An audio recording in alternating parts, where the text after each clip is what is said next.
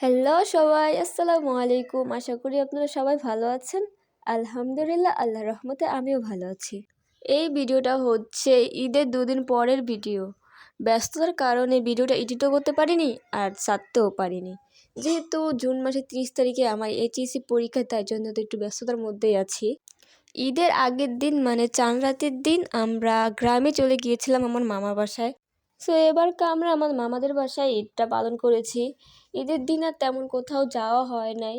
আর ঈদের পরের দিন আমি তো হঠাৎ করে এত অসুস্থ হয়ে গিয়েছিলাম যে কী আর বলবো। যাই হোক, ঈদের দুদিন পর ভাইয়া বলল, চল তোদেরকে নিয়ে বাইরে কোথাও যাই। তো ভাইয়া বলতেছে, চল তোদেরকে নিয়ে চাপ খাইয়ে নিয়ে আসি, রেস্টুরেন্টে নিয়ে যাই চল। আমরা বললাম চলেন যাই। এখানে মামা বলতেছে, নে তোর ব্লগে আমাকে নিবি না?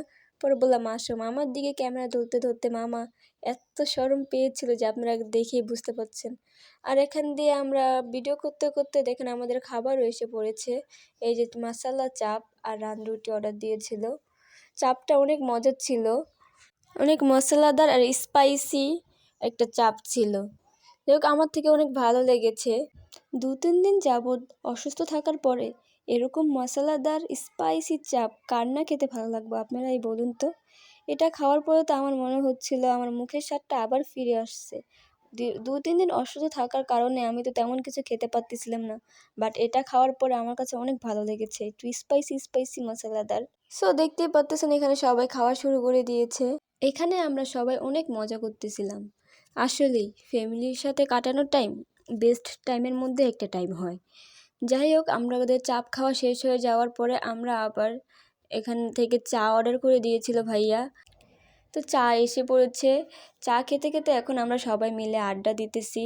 ভালোই লাগে চায়ের সাথে আড্ডা দিতে, যেটা আর কোনো কিছুর সাথেই ভালো লাগে না। চায়ের সাথে আড্ডাটা বেস্ট হয়।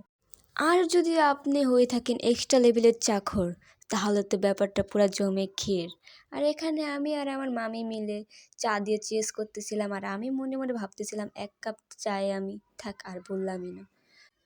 সো আজকে আমার ভিডিওটা এই পর্যন্তই। আমার ভিডিওটা যদি ভালো লেগে থাকে তাহলে অবশ্যই লাইক কমেন্ট শেয়ার করে পাশে থাকবেন। ওকে, আল্লাহ হাফেজ।